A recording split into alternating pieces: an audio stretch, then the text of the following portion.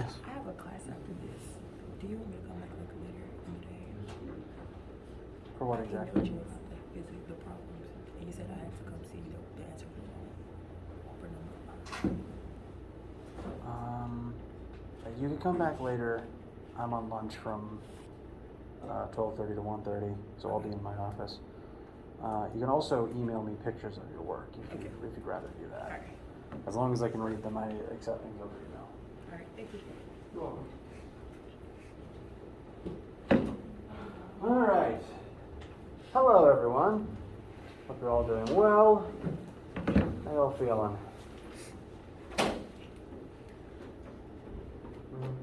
I'm about here as well, just because I'm very sleepy.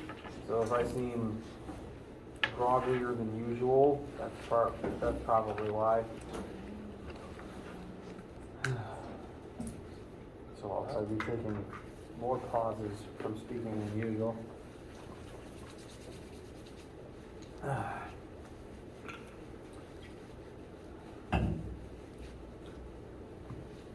Hello. No, that's familiar.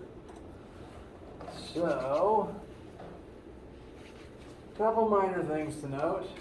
I got a lot of emails from people who took the quiz and thought that it wasn't taking their answers, and a lot of people were panicking, thinking that they were going to get zeros. That's just how the quiz looks like when it's working. Largely to do with the fact that it doesn't immediately give you feedback on your answers. It's designed not to sort of simulate practice for the test. You don't know exactly how you did until it's done. And so that's just what it looks like. I know WebAssign glitches out a lot, but that is actually, it was working correctly in that moment for the first time. So, not to cause anyone any more panic, that's just how this specific web tool works. And speaking of WebAssign, overall, I'd say that the first assignments have been a pretty big success, and I've gone ahead and posted the next homework and quiz. They are, for the time being, due midnight at the end of Monday the 20th. We're going to try to start moving towards a one chapter, one homework and quiz per week model, except for probably test weeks and weeks off. And so I'm going to try to get us on track for that. That said, since we're still sort of near the beginning, if I need to maybe push this one back to midnight Wednesday, I will, as we're still getting into the swing of things. I feel at the moment, the formulas that you need to be able to do the current homework and quiz that are now up is things we've already talked about, but I do want to spend this coming week looking at the new types of questions that are in that assignment. We've already looked at projectile motion, but there's other sorts of vector addition situations as well.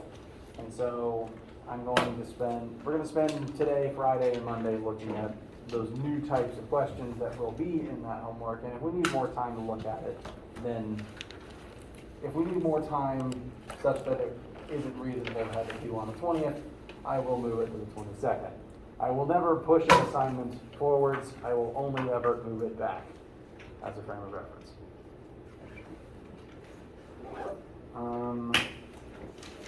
So I do advise you to be looking at the homework, and as a general tip for working homework in this particular class,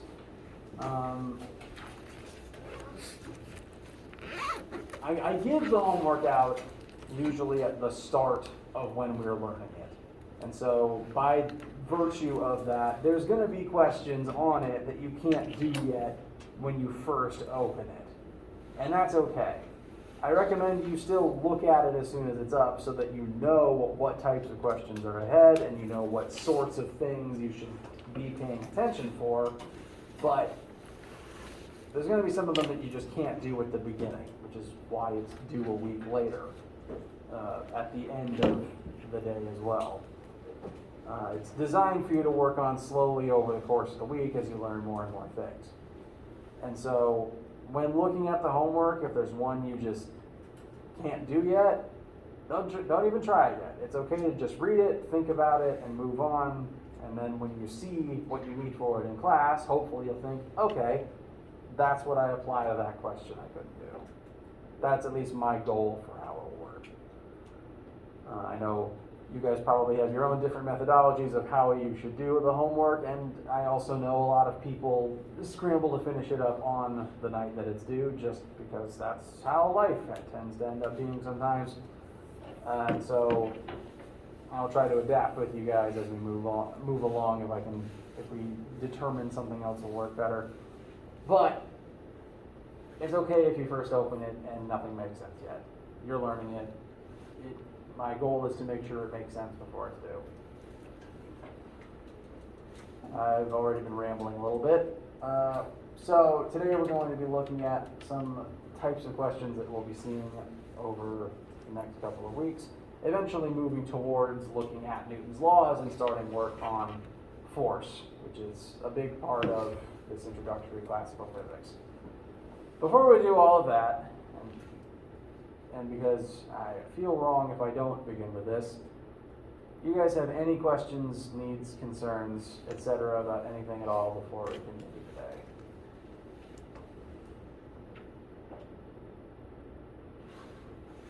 Okay. Do please let me know any you have as we continue along.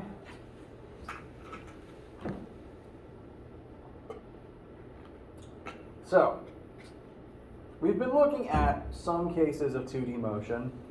We went ahead and did projectile motion because we wanted to make sure everyone had seen it before our lab, and we'll continue revisiting it in this week as well. But I want to maybe go back a little bit to look at a slightly different case of two-dimensional motion, because there's going to be lots of different types of questions that involve more than one axis. In fact, in general in this class, and probably any class of yours that involves science and math, there's going to be lots of different questions, and because we live in a big, weird universe, and because physics questions are all written by tons of different textbook authors, there's no way I can show you an exact sample for every possible thing you could be asked. It's just not possible. That doesn't mean I'm not going to show you as many as possible. I plan in lectures to show you a bunch of different types of ways that the questions can be worked and things you could be asked for, so that you've seen as many different scenarios as possible before you have to start doing homeworks and quizzes and tests. But I literally couldn't show you everything. And even if I could show you everything, well, then that kind of takes part of the challenge of the test away. Part of the test is, can you determine exactly what to do to this question you've never seen before? Now, my goal then is to show you as many different cases as possible, to show you how each of the formulas is kind of like a different wrench in a toolbox. And every single different question you see is going to require using each wrench in a slightly different way, in a slightly different order each time. So we're going to start practicing just a bunch of different types of questions to show you more cases, more ways that those wrenches can be used, to get you up to speed on all the different ways they can be used so you can figure them out in any situation you end up seeing. And sometimes it's going to come down to just using that intuitive knowledge you've already gotten from living in the universe your whole lives. I've already rambled a lot, so let's actually start looking at some numbers, if my computer will process. There we go. So, this should be a relatively straightforward example, but I still want to use it to define a method or define a term that I'm going to refer to from time to time. So, a quarterback is going to take the ball from the line of scrimmage. I don't sports ball much, but I do know what a football field looks like.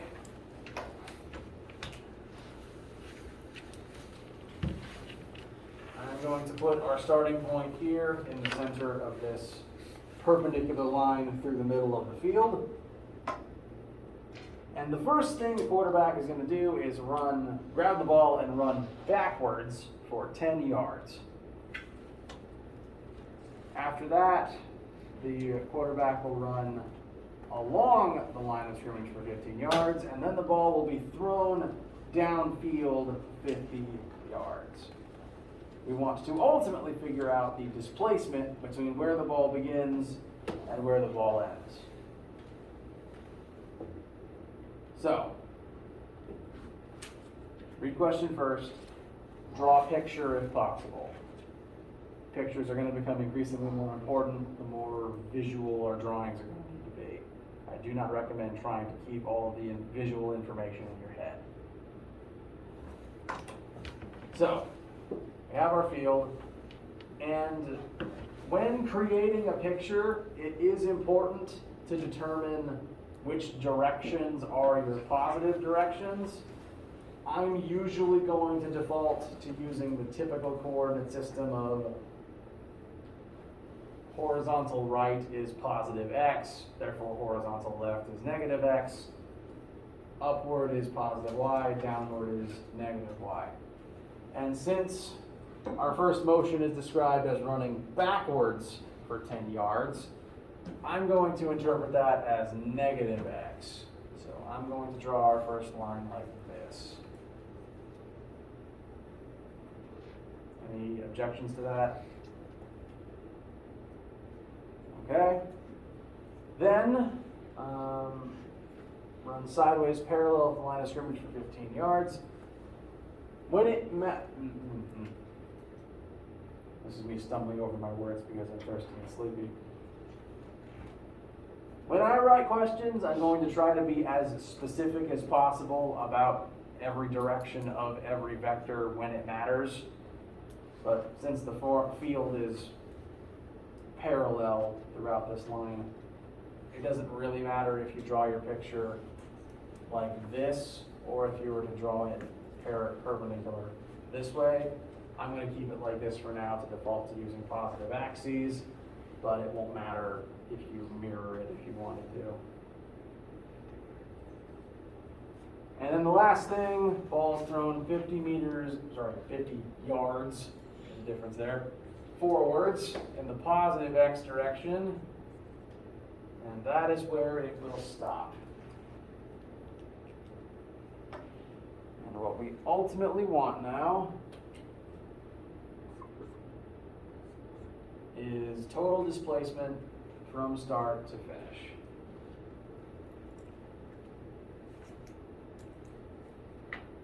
Now, when drawing pictures and when you're setting up vectors that you're going to add together, I recommend drawing them tip to tail.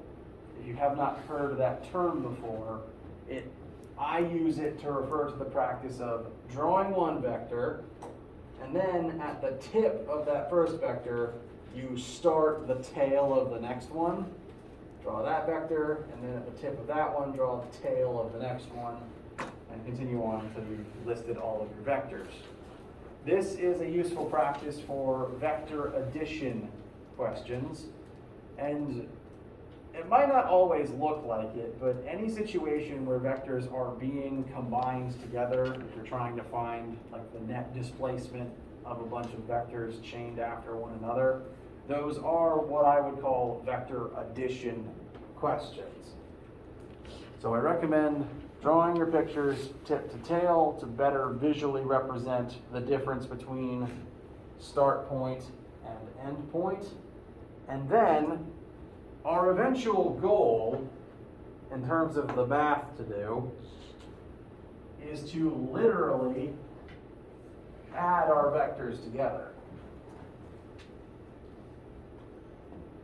Now, since the x and y axes are fundamentally separate, we can only add x's to x's and y to y. So we do need to list our individual vectors over there in terms of their components. But thankfully, since everything is on an x or a y axis, that's pretty straightforward for this one. Thought I had a secondary marker with a cap on it. There we go.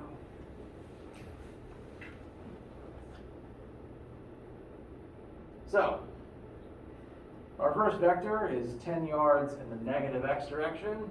which I'm going to write like this. Second vector was 15 yards in the positive y direction, and then we had 50 yards in the positive x direction. Those are our three vectors, and now we will literally add them. 0 plus 15 plus 0 is 15. Negative 10 plus 0 plus 50 is going to be positive 40. And that is an acceptable final answer. This describes the displacement of the ball from start to finish. It is now 40 meters forwards and 15 meters up from where it began. I would say the answer would be more complete with a unit on it. Units are very important. If you were, say, doing this question on a test and you left the unit off, I might take off 1 out of 10 points. You do need to put, because it is good practice to have them, you need to state them as often as possible. Yes? Why is it 15 and 0 if it not? Why would it not be 0 and then 50? Sorry, you say that again? Like, why is it 50 times 0 instead of 0 comma 50? Good question. So the problem describes the 50 as a throw forwards downfield perpendicular to the line of scrimmage. So the quarterback ran to here and then threw downfield. And we've established this direction as the x-axis, specifically the positive x direction. And so this particular movement has no y component. It is entirely in the positive x direction. And when listing things in coordinate form, it's always x comma 0. Does that help? Okay. Any other questions?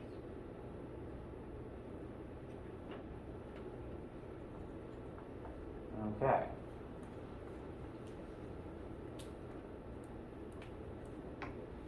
Now,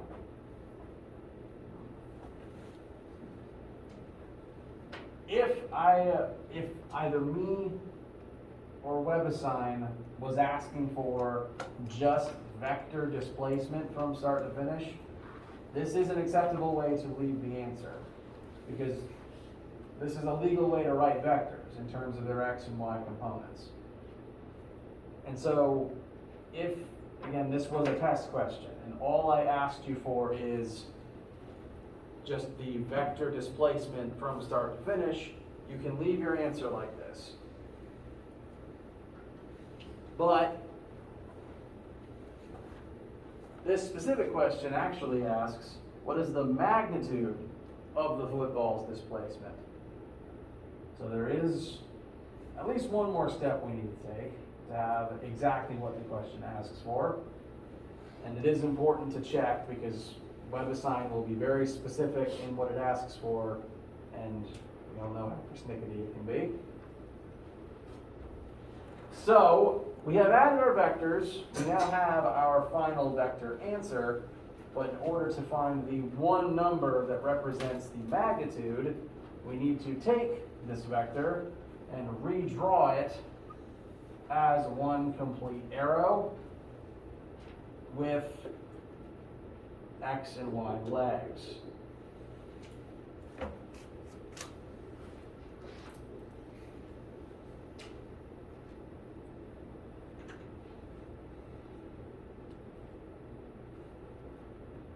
And this is the same arrow. You could draw the same triangle over here on the drawing we made earlier. This would be 40. This would be 15. Forms a nice big rectangle.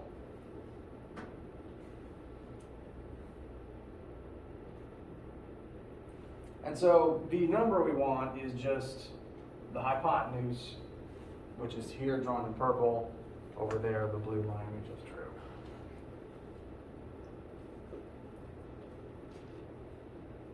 So this is a vector in its component form, this number here would be the magnitude of the vector. The one number that describes if you put a tape measurer from the beginning of the play to where it landed, the one straight line number it would be.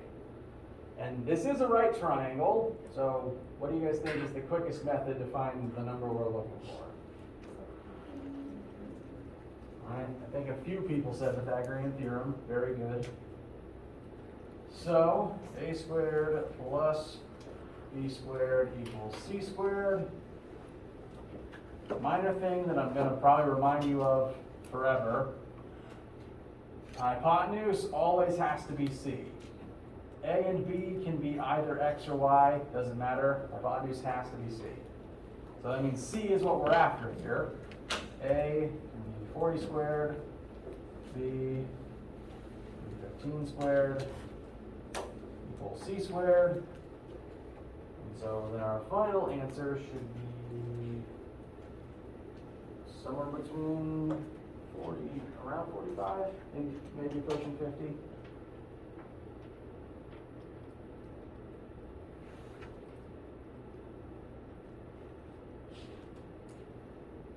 Nope, even smaller than I thought. What numbers are you guys getting?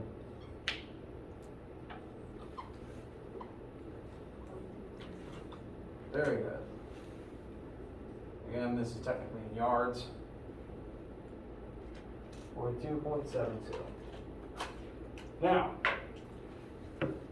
I have been doing this for a long time, and so I tend to have a good sense of scale for what my answers should be.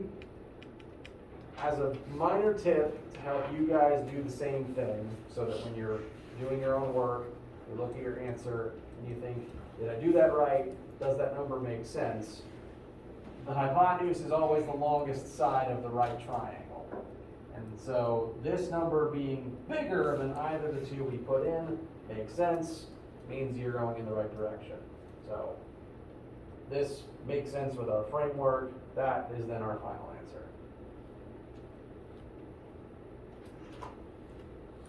Questions, needs, etc.?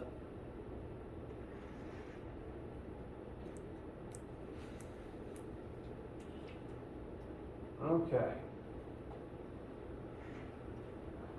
So, we've probably done some questions before that are technically vector addition. So, I don't think this is something completely, I hope this is not something completely foreign to you guys. But, review is always good, and I wanted to make sure to define tip to tail and the textbook definition of vector addition process with you guys. We are now going to apply those same things to a slightly more difficult case, which I'm going to go ahead and put on the board. I've been talking for a while, and I need to start drinking more water. So I'm going to leave this up here and let you guys copy it down, and then that can segue into water break, bathroom break, whatever you guys need.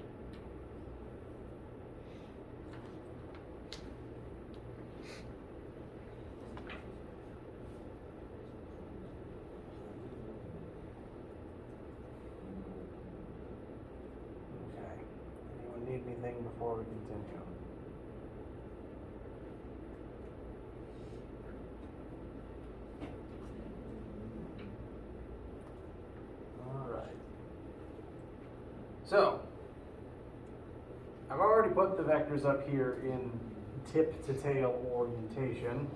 We have 20 meters pointed at 40 degrees from the x-axis and 40 meters at 25 degrees clockwise from the negative x-axis. It's going to start becoming pretty important specifying exactly what your angles are from. We'll talk a little more about that in a minute. These are already drawn tip to tail, and we're going to want to figure out the distance from here to here, the total vector displacement present. And this is also a vector addition question. We're going to take our two vectors and add them together. However, they are not either of them cleanly in just the x or y axis. So we're going to have to employ some trig first and break them down into their components to then add those components together. And I left more work on the board than I realized, but we can step through it together. We have two vectors, which we can turn into two triangles, each with their own x and y legs. I'm going to start with the red vector, which I'm just going to continue calling vector A. Looking at vector A first, we know the hypotenuse of this triangle, and we know one of the non-right angles. So we can employ SOHCAHTOA to find both legs. Starting just from the left of SOHCAHTOA, sine of an angle equals opposite over hypotenuse. Sine of this 40 degrees should be the opposite leg over the hypotenuse. So sine of 40 will be AY over 20. We can rearrange that to have AY equals 20 times sine of 40. Then cosine of that same angle will be adjacent over hypotenuse. So cosine of 40 will be AX over 20. Therefore, AX equals 20 times the cosine of 40.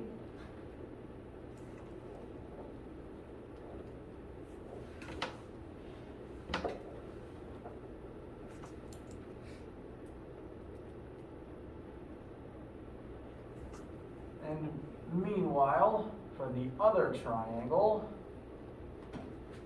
we have a new hypotenuse and a slightly new angle, but our method will remain unchanged. So we can kind of just plug the different numbers into the same basic framework. However, it is sometimes important to, I'm getting into the habit of putting the opposite and adjacent arrows to indicate how each triangle will play out, because sometimes we won't be using like the relatively same angle of each triangle. There might be a case where, hypothetically, this is not a question we're going to do yet,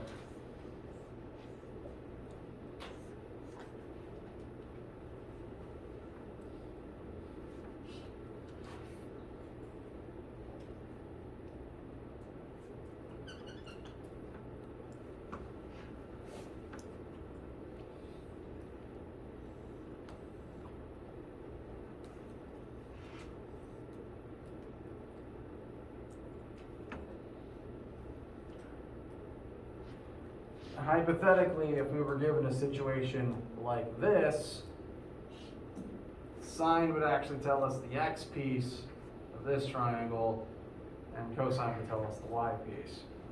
So when I'm doing samples with you guys, I'm going to step through how I put these arrows, how I determine which one sine or cosine will inform us of, because we can't always assume sine will give us y and x will give us, and cosine will give us x. It is going to be a case-by-case basis. So for the blue triangle B, starting from the 25 degrees, sine of that will be opposite over hypotenuse. So sine of 25 is dy over 40. dy therefore is 40 times the sine of 25. Meanwhile, cosine of 45 will be adjacent bx over 40. Bx will be 40 times the cosine of 25.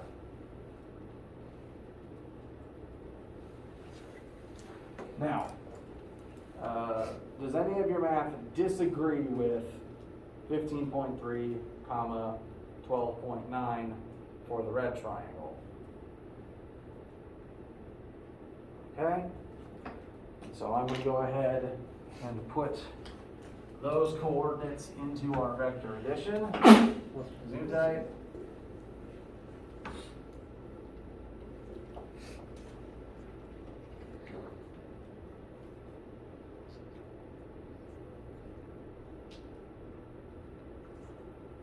And then for the blue,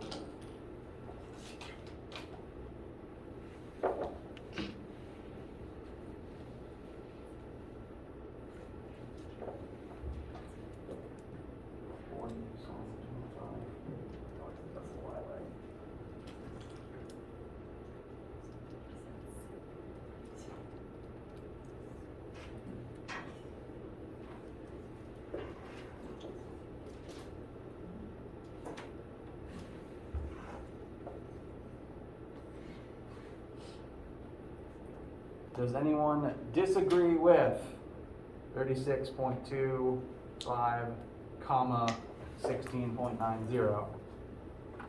Is anyone unable to get those numbers themselves?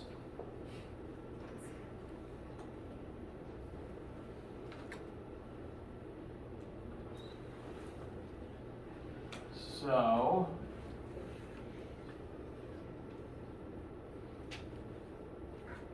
are we set to begin addition?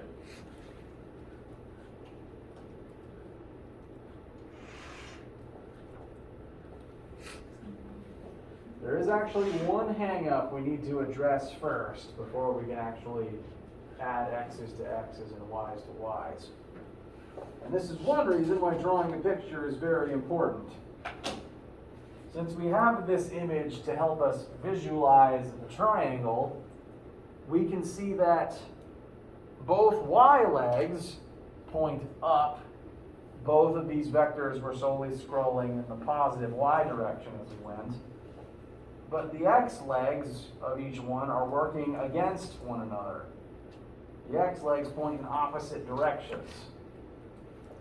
And so if we were to add them like this, we would get a bigger answer than we actually should. So when making picture, first of all, it's very important to make a picture, but then it is also important to determine what direction your positives and negatives are. If we use the usual coordinate system, AX would continue being positive 15.32, but BX would have to become negative 36.25. And frustratingly, this is something that this is only going to come from the image you draw and analysis thereof. Because sine and cosine don't by themselves know the orientation of the triangle you're using. So again, picture important, analyze picture, check what axis or what direction within that axis each of these legs points before you actually start adding things.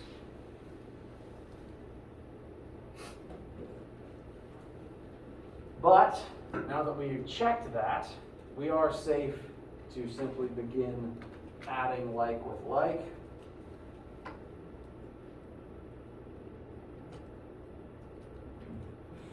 Excuse me.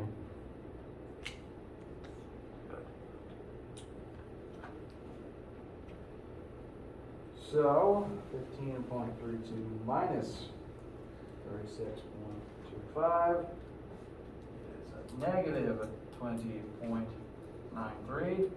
This makes sense because if this starting point is our origin,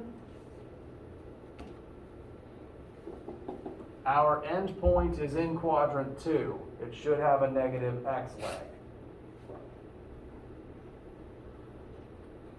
But because it's in quadrant 2, its y leg should be positive, and we're going to add two positive numbers together, so we should end up with a positive number. I've got 29.76 for that part of the triangle. Does anyone disagree with these numbers? I do recommend making sure you can find all of these yourself. All right. Always good to make sure your answer has a unit. All of these distances we've been playing with so far have been in meters. So just add that on at the end of the parentheses. And I never actually asked a question, so if all I was asking you for is what is the vector displacement from start to finish of this entire process, this is an acceptable final answer.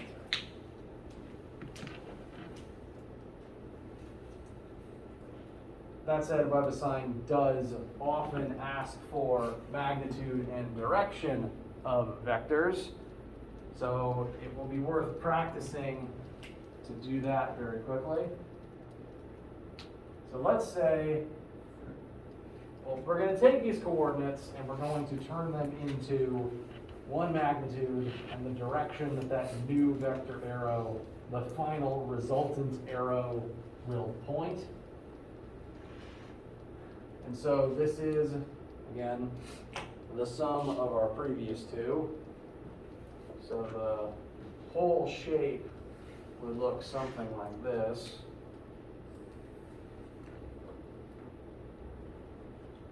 This person walked the red line, walked the blue line, and now green represents the change from start to finish. I don't want to put the green on the board because on the other image I have, one, because I'm not tall enough. Two, it would then start drawing legs on top of legs, which just muddies the water, I think. So I'm going to work from this smaller version over here.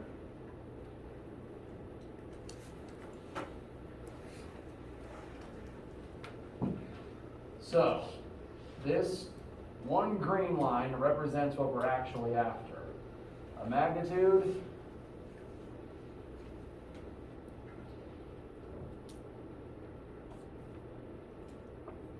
with a corresponding direction.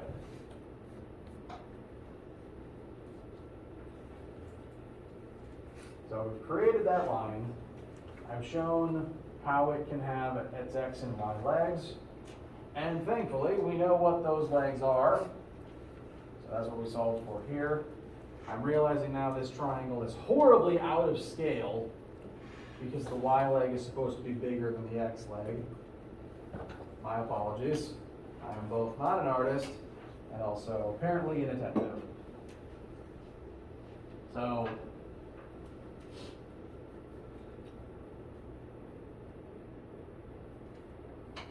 you have been warned.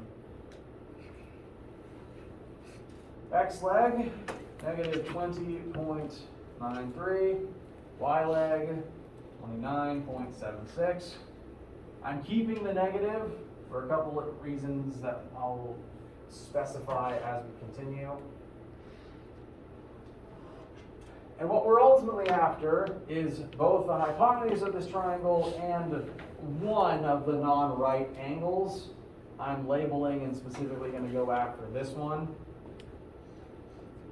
For the hypotenuse, we know the other two legs, so we can use the same trick we did before Pythagorean theorem to just find the length of that hypotenuse. A squared plus b squared equals c squared. Why do my b's look like that? There we go. So A and B can be either x or y, doesn't really matter.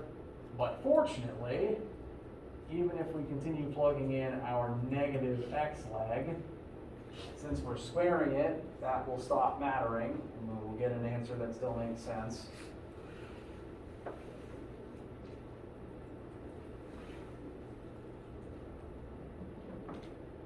And this will then tell us our hypotenuse, which I think, I could be wrong, I think it's about 32 or 39.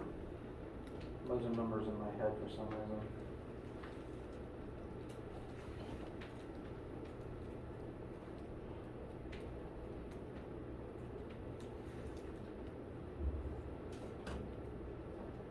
Wow, split the difference. It's actually 36.4.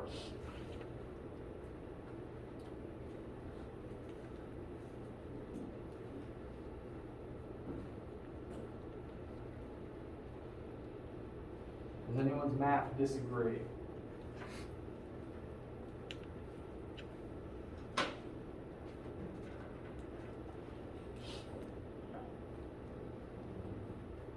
So that is now our final, the magnitude of our resultant displacement, but we do want to know what direction that points in, because a vector needs a magnitude and a direction. And I think this angle of the triangle will tell us that the best, since most of our angles tend to be in terms of the x-axis. So, from this angle, since we now know all three sides of the triangle, we can use any trig function we want. I like using tangent for this, just because we defined the two legs earlier. And tangent would be tan theta equals opposite leg, so y, over the adjacent leg, which will be our x. I'm keeping the negative in there. I will explain what that does in a minute. Anyone, any issues getting to this point?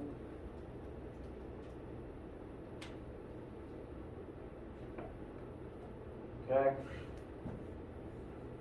You get theta by itself. You're going to want to take the inverse tangent of both sides.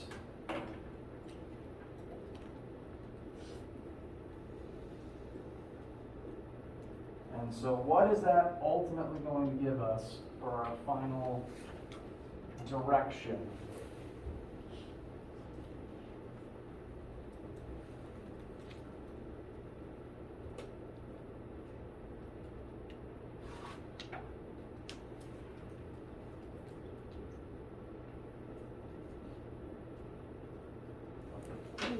Oh, yeah, I've been copying, I copied that one, sorry.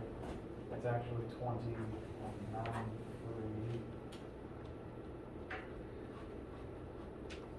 Thank you very much. That's one. What kind of angles are you guys getting?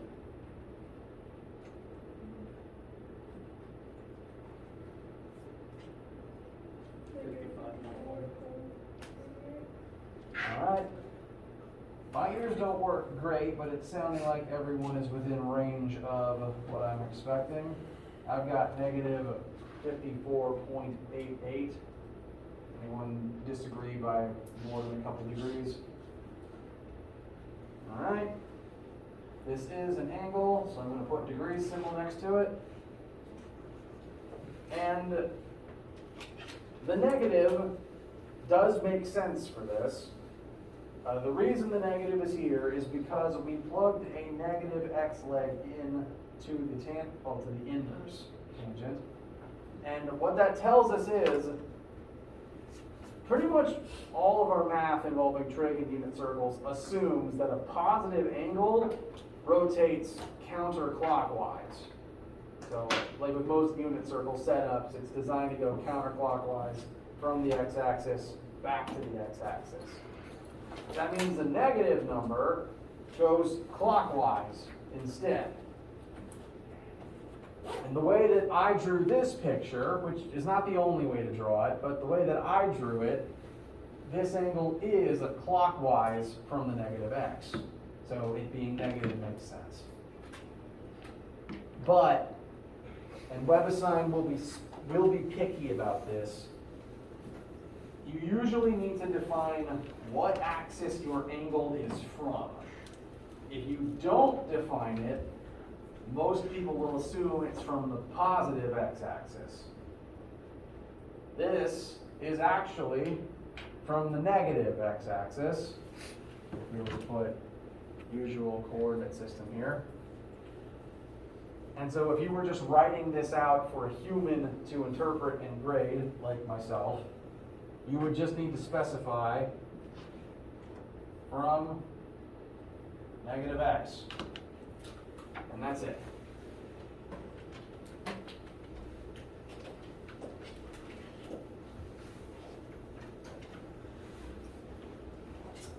There is multiple ways to write the same answer in a way that I will both understand and give you full credit for. You could redefine this as positive 55 degrees, but specify with words clockwise from the negative x-axis. You could also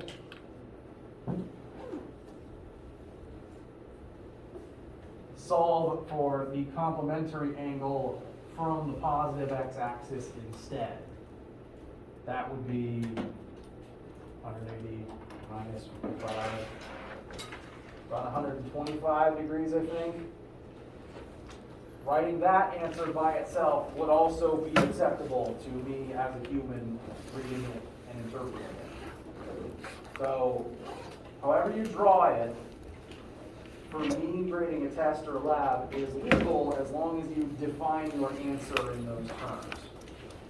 WebAssign will be trickier, or rather, it will be more specific and therefore more picky.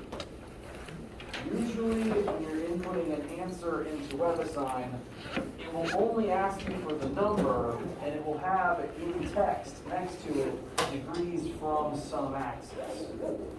And so in that case, you will have to base your answer on whatever axis it specifies. But again, me as a human, I can check your work and reassign points if the computer was just being really rude to you. I have actually gone a minute over, and I apologize. I need to get the clock on the wall fixed. Do begin the chapter 3 homework, and do have a great day.